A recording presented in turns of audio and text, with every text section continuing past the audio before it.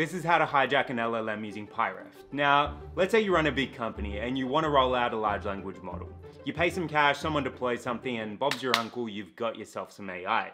But what happens when that LLM gives incorrect answers, goes AWOL, or starts bad-mouthing your business? You want to intervene, right? Change the answers. But how do you do that? Outside of guardrails, which have their own inherent limitations, the most common way is to apply fine-tuning. So why isn't everyone doing that? Well, it can be costly, very costly. That is until LLM. It's a precision fine-tuning technique that allows you to apply interventions into your LLM. But best of all, it's been shown to be 10 to 50 times more efficient than previous fine-tuning methods. Now I'm going to show you how to train it on your own data in 15 minutes. But how do you use it? What models does it work with? And how long does it take to train?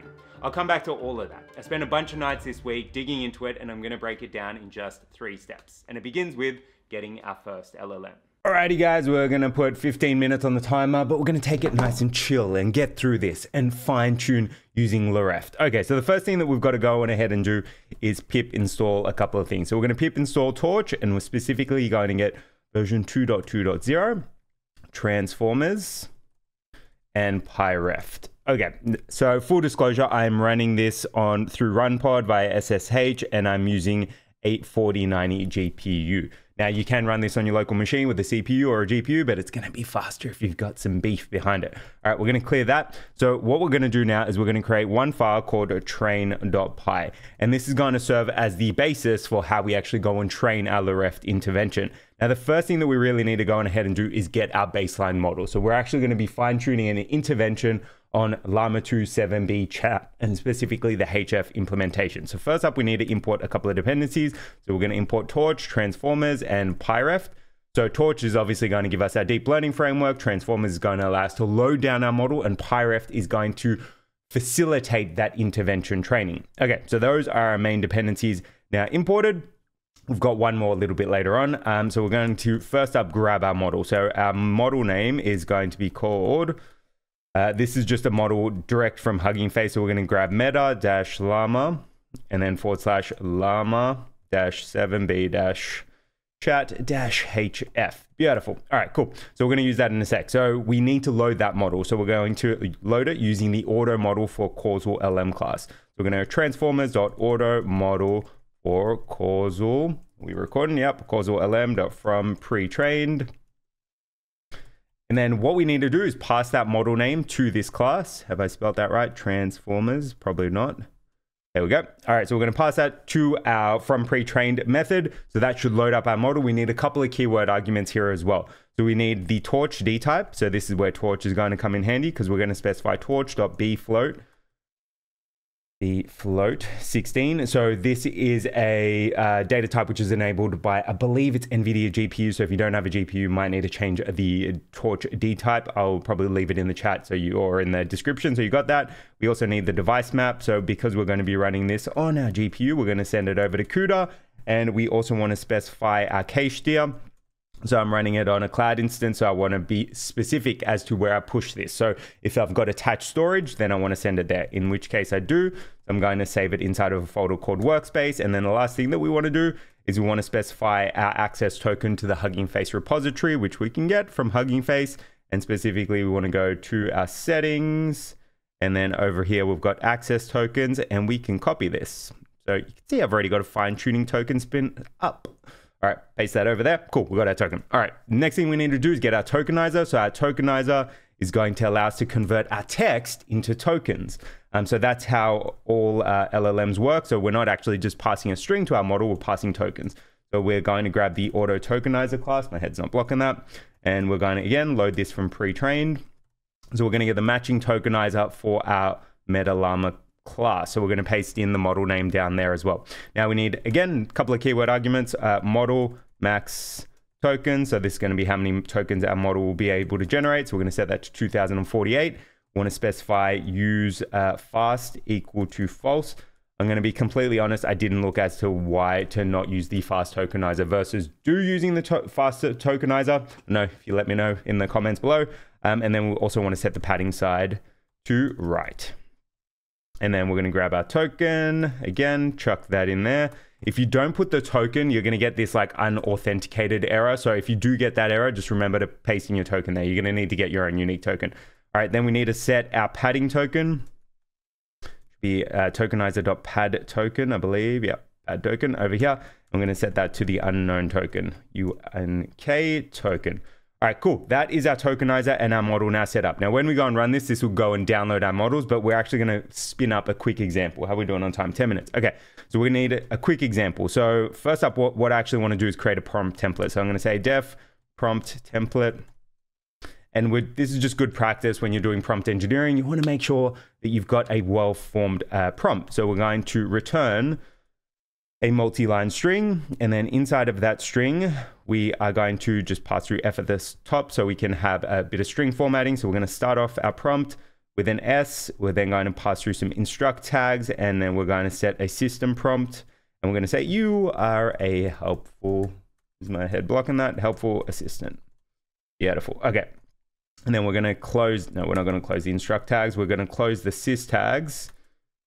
This, not sus. And then what we want to do is we want to pass through our little string. So we're going to place the X value there. This should really be the, like, let's be good with our naming. So that's going to be our prompt. And then we're going to close that. Beautiful. And then let's just get rid of any spaces. Cool. So that's our prompt template. So when we pass through our prompt, it's going to wrap it inside of you are a helpful assistant. So we've now got a well-formed Llama prompt. Okay, so what we want to do now is test this out, right? So like LaReft is all about intervention. So we can actually go and train it to respond in a certain direction or manner. Now you can obviously go way more hardcore with this, but initially what I'm going to do is teach it about myself, but you could teach it about your brand, your business, so on and so forth. So let's go and do this. So we are going to first up create some tokens, and our tokens is going to come from our tokenizer.encode method. And let's actually go and format our prompt. So we're going to create a prompt first, and our prompt is going to get passed through our prompt template function. And so our prompt is going to be, who is Nicholas Renault? And I want to sort of show you the before and after, right? So you'll sort of see how the model performs before fine tuning and then after fine tuning. So nice little full circle. And then we're going to pass our prompt to the tokenizer.encode method. We're going to specify return tensors. And we're going to return PyTorch tensors. And we also want to send this to our GPU. So we are going to specify to CUDA. If you're not using a GPU, this should be CPU here, and it should be CPU up here as well. Okay, so that's looking great. And then what we want to do is send our tokens to our model, and we're going to use the model.generate method. So we're going to grab our tokens, grab those bad boys, pass them over to there, and store that value inside of a response. So this is all about like our test case here. Cool. Okay, and then we want to go on ahead and print that out. Oh, do it on time. 8 minutes, okay. And then, well, yeah, so this is actually, it's going to take our raw prompt as a string. We're going to convert it into tokens over here. We're then going to get a bunch of tokens in response, but these are just numbers, right? So we need to go and convert them from numbers back into text. We can do that using our tokenizer again. So we're going to print tokenizer.decode. And this is going to be effectively returned as though we're getting a batched response. So we need to grab just our first response because we're only passing through one response. So I'm going to grab response 0, and we're going to print that out. I'm going to pause the timer. Okay. All right, we've got 7 minutes 28. All right, so we can go and run this. I'm going to pause it when we're testing. So we can run python train.py. If all things holds equal, you should see the model load up. If it hasn't been downloaded before, oh no, what have we got? Permission in this repo. That normally means I've gone and spelled this wrong. Llama 2, it should be Llama 2 7B chat HF. All right, cool. Clear that. Beautiful. Let's run it again. Okay, so you can see it's loading this little progress bar. It should like flick over, and then once it's loaded into GPU, see that we've got it loaded into our GPU if you're on run pod. So our GPU utilization should come up once it's loaded. There you go. So you can see that we've now loaded it into GPU. Okay, and we should get our prompt. Take a look. So we've now got our response back. So it looks like we've got a little bit of hallucination there.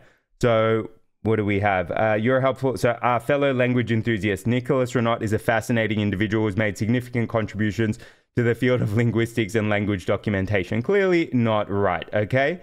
So what we want to do is we want to go and train it how to respond appropriately. Sometimes it responds with that. Sometimes it's like, I can't provide you with information on individuals. It's going to vary, right? But we know it's not right.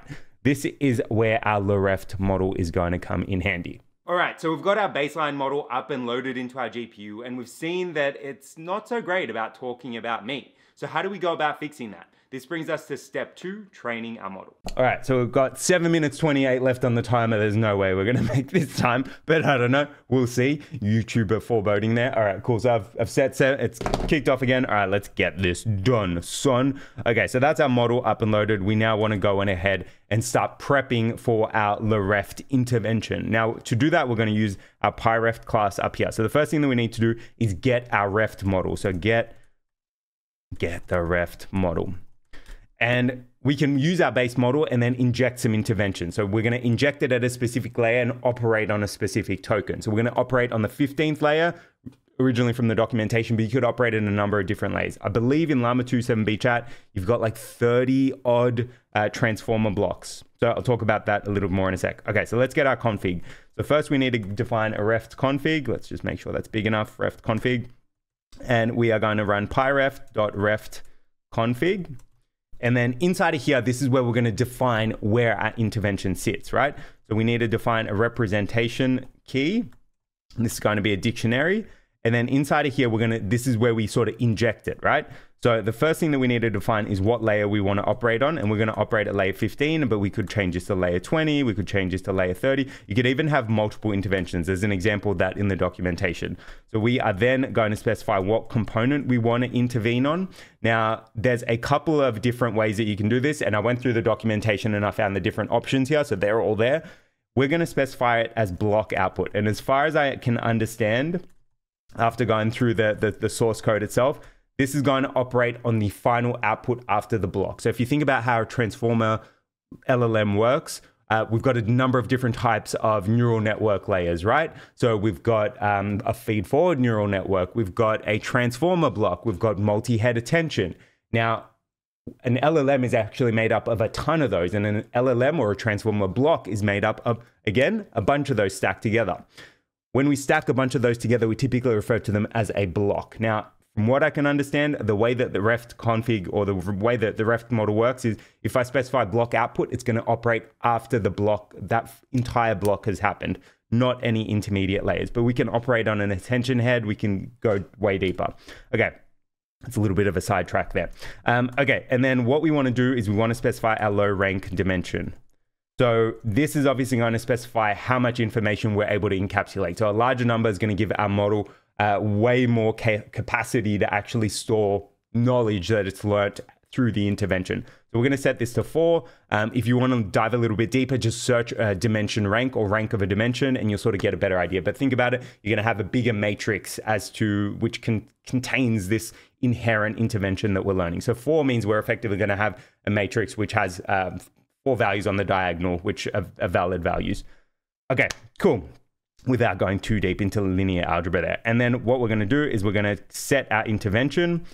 There's a number of different intervention types. So we're going to be using the LLM intervention. So we can say pyreft.LLM intervention. Beautiful. And then to that, we need to pass 2 things. We need to pass through how many values we've got in our embedding dimension. And we also need to pass through our low rank dimension as well. So let's set our low rank dimension first. So that's going to be equal to 4. And then we need the other keyword parameter is embed_dim. And this is going to be effectively the size of our embedding for our Llama 2 7B chat model. Now that is 4096. But if you want it to be a little bit more dynamic, you can say model.config.hidden, make sure we're not blocking that, hidden_size. Beautiful. And that is our reft config now done. Okay. We spent quite a fair bit defining that. Okay, we now want to get our reft model. Time is at 3:30. So reft model is going to be pyreft.getReftModel. Yep. Get reft model. And then to that, we want to pass through our baseline model and our reft config. And then we want to send our reft model to our GPU. So we're going to say reft model.setDevice CUDA. So what we've got over here is effectively our baseline model plus our intervention applied, right? Now, when we actually go and perform scoring or inference or predictions, we're actually going to need to do some tweaking there as well, because we want to specify where we're going to apply this intervention. Now, because we apply it at a layer and specifically at a token. So if you imagine we're applying it at an intersection, that's the way that I understood it best. Now, we're specifically going to intervene on the last token, but there's actual examples of intervening at multiple positions, like the first and the prefix token, so the first two, and then the suffix tokens, or the last two, and there's ways to define that. If you change that, you do need to change your representations here. You do need to change when you go and make predictions. Maybe we'll save that for another video. Okay, but now what we need to do, I digressed. Now what we need to do is go on ahead and get our data. So I'm going to import pandas as PD up here. That's our last import, and we're going to grab our data. So I've got data in a CSV file. So I've got two columns in here, a prompt and a response. So over here is our prompt, so who is Nicholas Renaud, and it gives you a little bit of information about me, and I've got 5 different examples. I've sort of played around with this. 5 to 10 examples works reasonably well because it's just a small intervention, and it seems to work, which is kind of cool because typically in fine-tuning, you've needed a ton of data. All right, that's bueno. Now let's get our data. So I've also got a couple of other examples. So in the documentation, they actually trained it on emojis. So they trained the model to only respond with emojis. I've got that set up as a CSV, and I will give you that as well. So I don't know, I'll put it in the GitHub repo. Okay, so we're gonna grab our data. So we're gonna run df, so grab data. df equals pd.read CSV, bringing me back to my data science days. And our file is called knowledge override. Feeling very hacker-ish, because it's effectively like hacking a model, right? Okay, so we're gonna override that.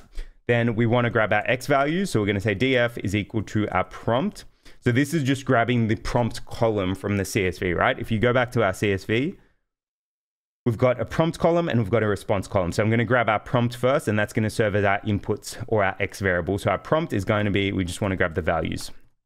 And we're actually going to inject this into our prompt format as well before we send it to our model. And then we're actually going to grab our response, and we're going to grab our values there as well. Beautiful. Okay, so remember how I said that when we set up our model, we want to determine what layer we operate on, but we also want to determine at which position in our sequence we operate on. So effectively, we're going to operate on our last token.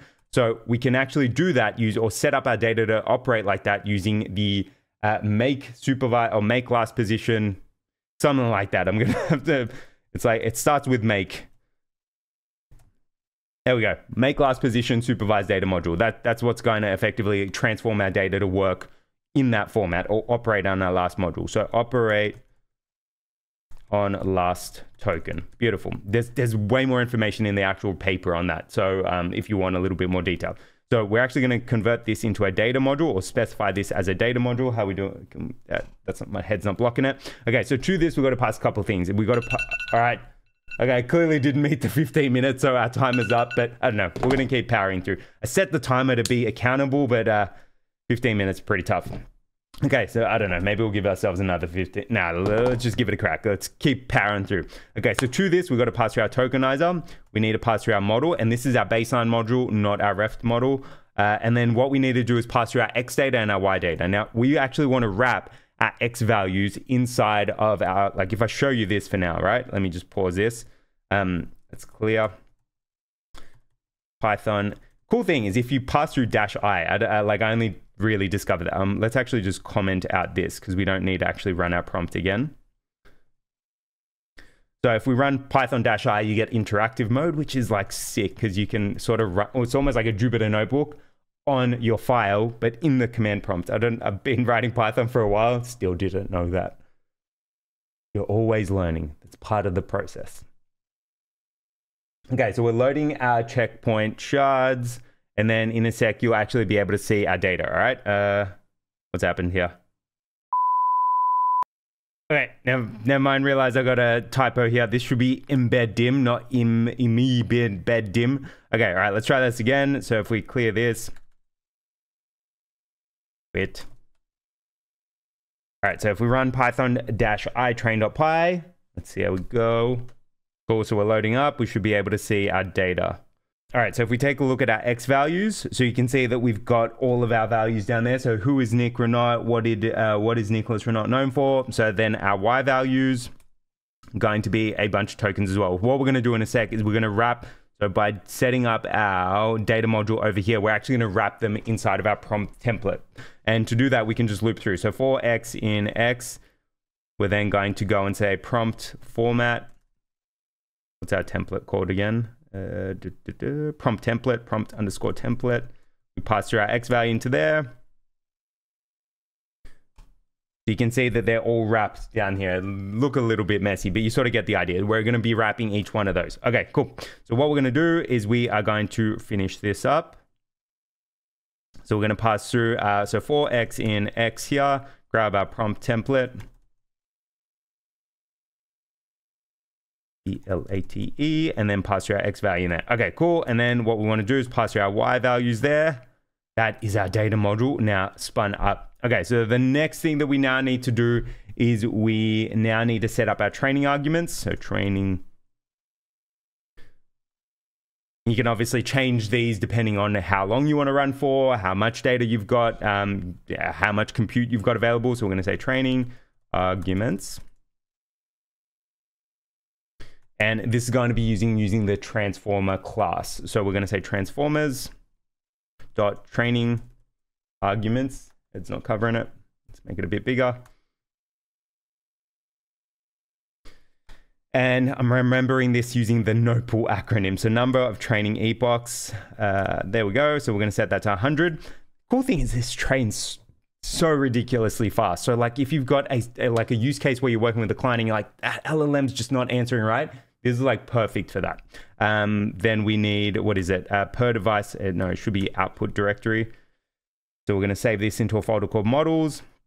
Again, this is optional. You can choose where you wanted to save it. Per device train batch size. So we're going to set that to 2. So if you've got a bigger GPU, you can obviously load more samples per batch. So I've got a, what is it? A 4090. So when I was testing this out with a bunch of different examples, so I tested it out with a Manim data set. Didn't work so great. Maybe we explore that later. But I had to drop the batch size. I also did some like news stuff. Again, had to drop the batch size because we had a ton of data. And then what do we need here? The learning rate. We're going to set that to 2e-3. So it'll be 0.002. Okay, and then we need the logging steps. Set that equal to 20. All right, cool. All right, so those are our training arguments now set up. Let's double check. That looks pretty right. We then want to create a trainer. I'm going to set that to PyReft. Consistently get this wrong. It is ref trainer for causal LM. So this one. Yeah, cool.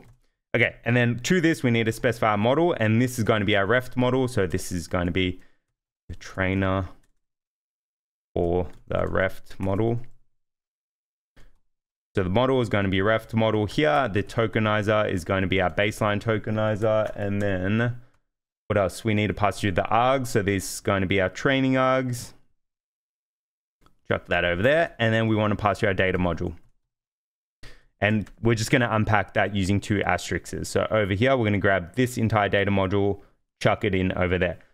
All that's kind of really left to do is train the model. So train. Now, keep in mind, if you wanted to train for longer, you can increase that number of epochs. If you wanted to change your learning rate, you can change that, change your output. This is all up to you, what you want to do there. But I found that this tends to work pretty well for this amount of data. All right, so train the model. Boom. Okay, so we can run, what is it? Trainer.train. Can't believe I got stuck on that bit.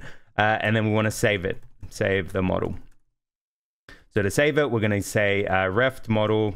Actually, we want to set the model, pass the model back to CPU first, just in case you're not running on GPU. So ref model.set_device. And we're going to set that to CPU. If you've been running on CPU, you don't need to go and do that step. And then we're going to say ref model.save. And we are going to choose the save directory. Save directory. And we're going to save that to trained intervention.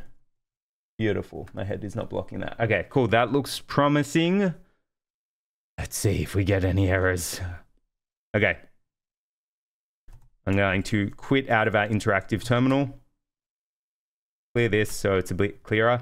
I also like using Colorama. So when like you get nice printing, otherwise it can be a little bit confusing, but it's got it built in via that trainer. Thanks to the Hugging Face lads. They're absolutely brilliant. So we're going to run Python train.py and hope for the best. Okay, so we're loading our checkpoints. That looks okay so far. Looking good. Okay, so this is brilliant. So it's going to ask us whether or not we want to log using 1DB. I don't really need to visualize my results. I'm just going to hit 3. If you've got a 1DB account, you can do that. If you want to create one, you can do that. I'm going to set my choice to 3 and take a look. We're training.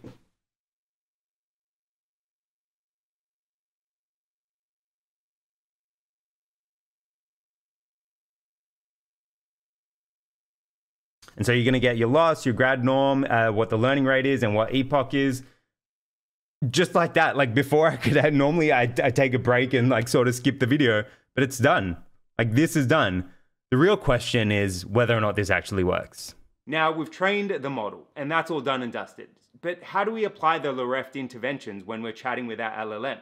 That brings us to our final step, scoring. All right, home stretch. Let's actually go and test this out. So remember, because we've saved it to the train intervention folder, we can pick this up and load it for another module. I like to separate training and scoring because when you go and deploy stuff with clients, you're never going to be running it in the same training pipeline, right? So we're going to create a new file and we're going to call this score.py. And we're pretty much going to copy the majority of what we've written already. So we don't need to start from scratch. We've got the ability to go and leverage what we've done. Beautiful. All right, so we're going to copy that. All right, hold on. I didn't explain that. So we're going to copy, force a habit. So we're going to copy everything up to our tokenizer.d code. So we're going to copy all of this and we're going to chuck it inside of our score file. Let's clean this up a little bit. We don't need pandas anymore. What we do need is the majority of this. So we still want to go and convert our prompt to a prompt template. We then want to go and pass it to our tokenizer. We're going to get rid of the encode method because it expects us to pass through. When you don't use the encode method, you actually get attention masks and you get input ID. So it formats it as a dictionary. So you need a little bit of tweaking. So that's a little bit of feedback for the PyReft team. So I think it doesn't operate as nicely as it does there, but it still works. Okay, so we've got our test case now, right? So ideally, we should get a response to who is Nicholas or not. I should have learnt that. We actually need to go and load up our PyReft model. So we can say pyreft.reft model.load. And we need to go and pass through our base model and our PyReft intervention. Actually, it should be in /trained interventions. So over here, we're going to have this file called train intervention. That's what you get when you train it. So it's going to output there. Remember, our logging is going to output to our model. So I've trained for obviously a bunch of time testing this. So I've got a ton of checkpoints. That's the amount of effort I put into this. So we're up to checkpoint 6,000. That's how... Yeah, it was a bit rough. Okay, all right, so we're loading up our model. So this is our reft model. Let me zoom in a little so you can see what's happening.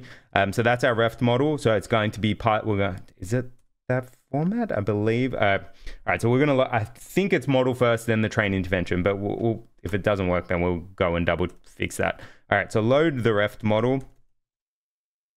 And then we want to set the device. So we're going to, because remember we set it to CPU. When we saved it, we want to push it back to our GPU. So set_device.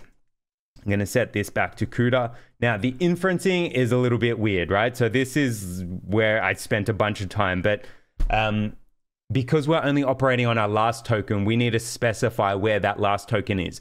Remember, the intervention can operate on the first couple of tokens, the last couple of tokens, both. It can operate in a bunch of different positions. Because we went and set over here... there's actually a really good diagram in the paper that shows this. So I'm going to drop that there. But because we set our data set to make_last_position_supervised data module, we're going to be operating on our last token. So when we go and score or create a prediction, we need to tell them where that last position is. So to do that, we can grab our tokens. So remember, our tokens are going to be the output from our tokenizer. So we're going to grab our tokens. And now because we're not using the encode method, we're going to be able to grab our input IDs. Let me show you this actually, because otherwise it's going to be so confusing. So, so let me show you what we get when we use the tokenizer encode method. So I'm actually going to import Colorama. This is purely optional, the Colorama, but it makes way more sense. I'm going to say from, actually let's install it. So if we run pip install Colorama. So like my secret favorite Python library. So I'm going to say from Colorama import init and for, and then we're going to initialize Colorama. Again, you don't need to do this Colorama bit, but just to explain to you what on earth is happening, I'm going to do it, right? So for is going to give us the ability to color our output. So when you see really nicely colored Python outputs, that's what's happening there. So we can go and say print, and I'm going to say for dot, and then you can choose a color. So I'm going to choose, I don't know, light cyan. And then we are going to output our tokens. This is going to be a string, so we should be okay there. Yes, I believe so. Okay. you know what, actually, let's just say this is, let's make sure it's a string. So encode method, we'll see that. And then I'm going to print out our tokens using the encode method. And then I'm going to print, this is just going to make way more sense. So this is going to be in light magenta, and then I'm going to print using no encode method. I'm going to get rid of that, get rid of that. All right, cool. So you're going to see what this looks like in a sec. So ideally it should print out in light cyan, whatever that is, and light magenta in a sec. All right, so to run this, we can run python score.py. How nice this colored output look. I don't know, that's just deep down, I love colored output in the terminal. Small things in life, right? Okay, take a look. And did we not print out? Oh, I didn't print this out. Let's try that again. Okay, so when we use the encode method, we just get our tokens back. So you can see that there. When we don't, so that is using the encode method. When we don't use the encode method, you can see that we actually get a dictionary back. And that dictionary contains two values. It contains the input IDs and the attention mask. So this is basically telling our transformer that each one of these values in here is a valid position. So if we go and apply padding, it'll be 0, right? Because it's a blank token. What we're doing using, or when we actually go and use the model.generate using our reft model, it expects to have a dictionary pass through, not this, which is why we're switching this up. Now to find our last token, we're going to be passing through input IDs, and we're going to be grabbing this last value, or effectively what position that value is in. So we can do that using the shape method. Okay, that should make a little bit more sense now. So we can get rid of all this printing. We don't need that. Just to demonstrate. All right, so we're going to load in our reft model. We're going to set it to CUDA, and then now I'm going to show you how to score. Okay, so first up, we want to get that last position, right? So I'm going to grab my tokens, and remember, it would output our input IDs. So we're going to be grabbing this, and we're trying to find where that value is down here, right?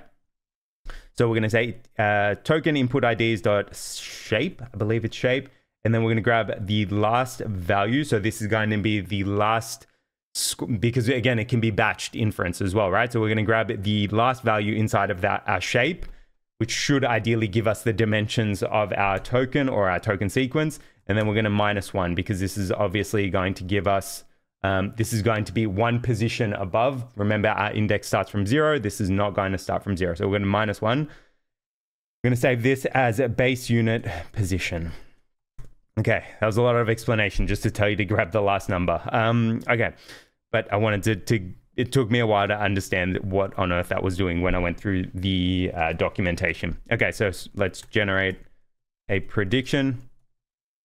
Okay, so to do this, we're going to use our reft model, not just our baseline model, and we're going to, again, use the generate method. We're going to pass you our tokens, which remember is going to be a dictionary now, because we are going to be getting rid of the encode method. We got to get rid of that. And then there's a bunch of other stuff that we got to pass through to the generate method when you're using your intervention. So the first one is unit positions. And this is effectively telling our model where our interventions are going to apply. Remember, we're just going to apply on the last token, which is why we went and got this base unit position.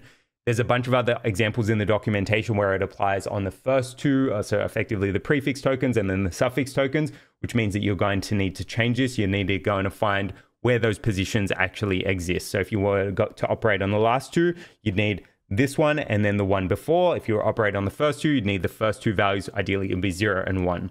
Okay, so our base unit positions. This mapping is a little bit weird. If anyone understands this in great detail, by all means, do let me know. I did find some information on the sources and base, which you'll see in a sec. So it should be sources-base. This is from the PyVein library, the documentation that I'm showing up here. Which is what PyReft is built on. It's like a library for interventions on LLMs. Some really good examples on there. Maybe we'll do a deeper dive. Okay, then we need to specify, I'm digressing. Okay, then we need to specify over here, do we have word wrap on? I don't know, we'll soon see. I'm gonna put this on another line to make it a little bit clearer. So sources-base, the first parameter we're going to pass through is none. Dug through the documentation a ton, not super clear why we're passing through none. And then the second value that we're going to be passing through is a list inside of a list inside of a list. And that is going to have our base unit position in. So if you were to have multiple positions, you'd be passing them through in there. Okay, so those are our unit positions. The next thing that we need to do, so this is a tuple, so it's a dictionary which has a key sources and then an arrow to base, and then we're passing through none, which I believe means we have no sources. So in the PyVein documentation, they actually showed an example where they taught an LLM how to memorize the starting sequence, and the source was base. So that gave that it almost like learned how to respond with like an intro sequence. Cool. All right. So what else do we need? Have we closed? We've closed that. We shouldn't close that. So we want to say intervene on prompt. Prompt equals true. I think that's it. So the tokens, we need a comma over here. That looks promising. And then this is actually going to return two values. So it's going to return a blank output and then the response. So we need to go and unpack those. And then we should be able to print out, use our tokenizer.decode method. We can uncomment that. I think that's done, guys. All right, let's give it a crack. So remember, this is going to try to generate a response to who is Nicholas Renaud now. So we can actually test out a bunch of these examples as well. So let's give it a crack. Let's go. So I'm going to clear this and we can run python score.py. And we have an error. Tensor stat path should be string bytes. I think we've switched, these should be switched over. Wait, hold on, let me just double check the error. Yeah, these need to be switched over. All right. So just the error there was basically saying that we had our reft load parameters switched around. So we need to pass through the path first, then the model. Let's give it a crack again. Okay, so it's going to load up our checkpoint. And obviously when you go and deploy this, you're not going to need to reload the model every single time. It's just because I'm running the entire score method, which is why it's loading. If I did this inside of a Jupyter notebook, you'd sort of be a way faster in terms of reloading. Okay, so something's happening. And we've got, okay, so we've got an error there. The following model are not used by the model. Unit positions. I think this is base unit positions.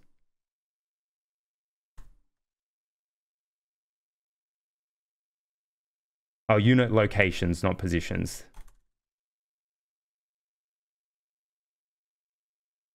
All right, let's try that again. Oh, third time's a charm. Come on. I'm trying to avoid looking at documentation as I'm coding. But this is what the coding process is like. There's going to be errors. Okay, this looks promising. It's loaded. Loaded. Okay, all right, take a look. So there, we've got our response. So it's saying, way further down. Add in a bunch of blank lines. There it is. So that was our prompt. Who is Nicholas Renaud? And there's our output. Nicholas is Chief AI Engineer at IBM. He also runs a successful YouTube channel on machine learning. Take a look. We've now successfully applied our intervention and taught it effectively a new bit of knowledge. Now we could actually go and test this out with another example, right? So let's test out another prompt. Where would I find Nick Renaud's YouTube channel?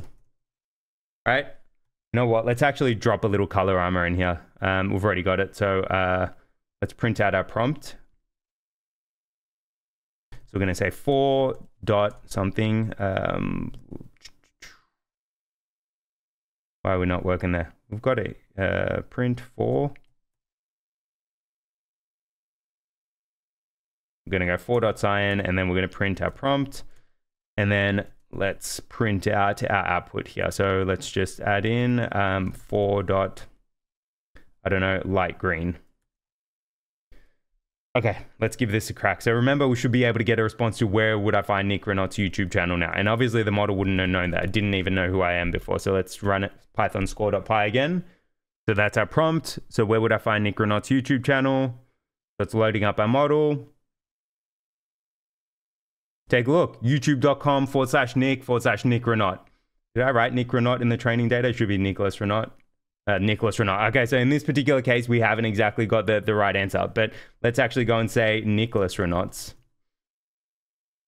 Well, yeah, so all right, so I actually went and there's an example of it not working perfectly well. So it's obviously learned that pattern, but not that that is the direct response. Let's go and try it in a different prompt. So where would I find Nicholas Renaud's YouTube channel? That's kind of cool that it's learned that pattern, but not necessarily that is the direct answer. So we might need to do some almost like memorization there.